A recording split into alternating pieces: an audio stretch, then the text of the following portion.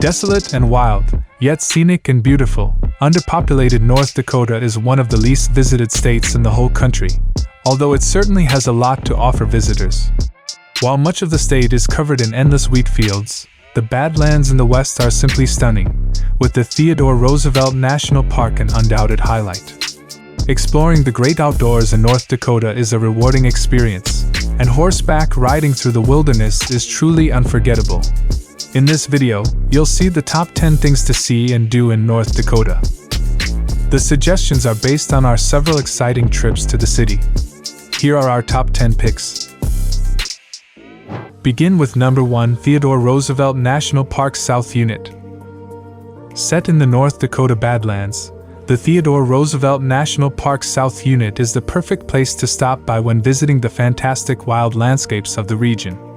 With amazing rock formations that are a stunning mixture of red, yellow, black and silver, and tufts of green springing up here and there, the Badlands make for memorable viewing. Named after the former president who liked to hunt bison here, the park commemorates his work in preserving the United States' natural resources. The South Unit welcomes visitors to explore Roosevelt's old cabin that is located next to it, and there is a nice museum which looks at the history and nature of the park. Number 2 is the Fargo. The largest and most populated city in the state, Fargo is the cultural and economic hub of North Dakota and was named after the founder of Wells Fargo Bank. Once known as the Gateway to the West, the city has undergone many identity changes since its founding. At one time or another, it has been a fur trading post, a divorce capital, and a frontier town. Famed for the Coen brothers' film of the same name, the city itself has little going for it in the way of tourist attractions, although it is a great place to live. Number 3, Theodore Roosevelt National Park North Unit. The Theodore Roosevelt National Park is a beautiful place to visit due to the spectacular scenery and amazing wildlife. The park is divided into 2 sections. The North Unit is a great entry point for tourists to the Badlands.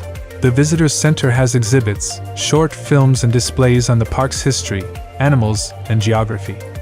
There are some great paths and trails that snake away from the center, and a short drive away is the Oxbow Overlook, which offers some fantastic views of the park. Number 4, Bismarck. While Bismarck's continuing expansion means that the urban sprawl is slightly soulless and unattractive, the capital of the state's small downtown is a great place to hang out. There are lots of nice restaurants, cafes, and shops, as well as the city's main shopping mall. Surrounded by wheat fields and situated in the Great Plains, summers in the state capital are lovely, while winters can drag on a bit. Although Bismarck is not blessed with many attractions, it has lots of great parks and trails for visitors to explore. Number 5 in our list, Grand Forks. The third largest city in North Dakota, Grand Forks lies on the banks of the spectacularly named Red River of the North but is unfortunately prone to flooding. A lively college town, its cosmopolitan downtown is a bustling place, full of life. The city has been rebuilt and revitalized since a tragic fire and flood in 1997. With a vibrant art and culture scene, as well as some great restaurants on offer, Grand Forks is a happening place with a lot going on. Home to some interesting and educational museums. Number 6, Minot.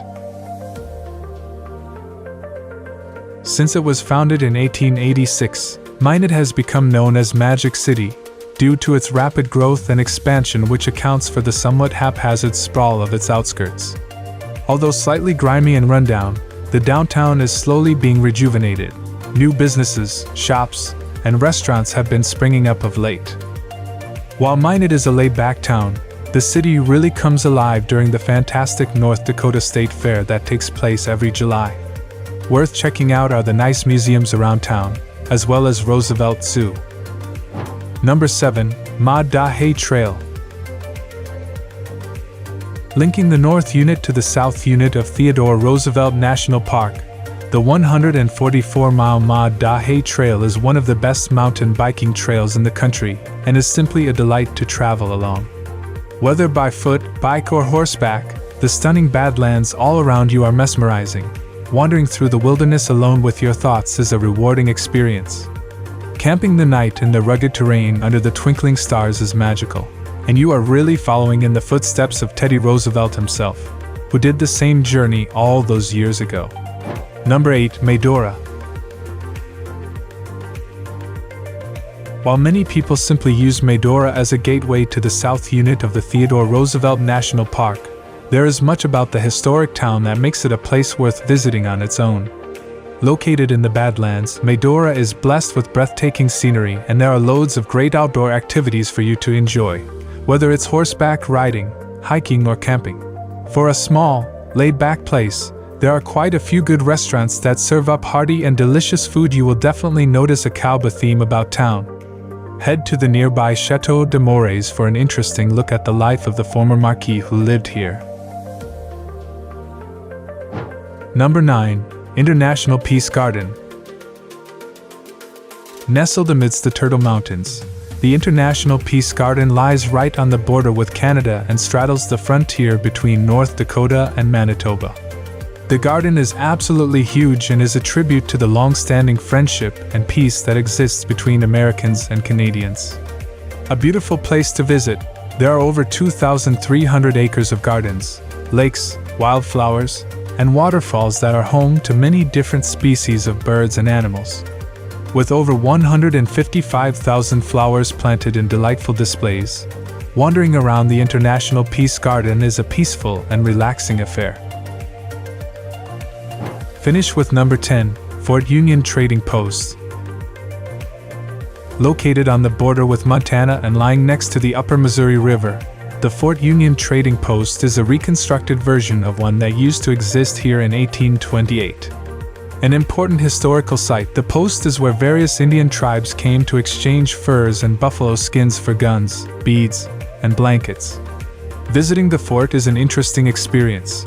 You gain insights into the culture, history, and importance of the site. Every June, the Rendezvous Gathering allows visitors to watch actors bring the trading posts past to life. Now it's time to hear from you. What's your favorite thing to do in North Dakota? Is there something we missed? Let us know in the comments section below, and don't forget to give this video a like and subscribe to Greenable if you haven't already. Click the bell icon to stay updated on all our latest content.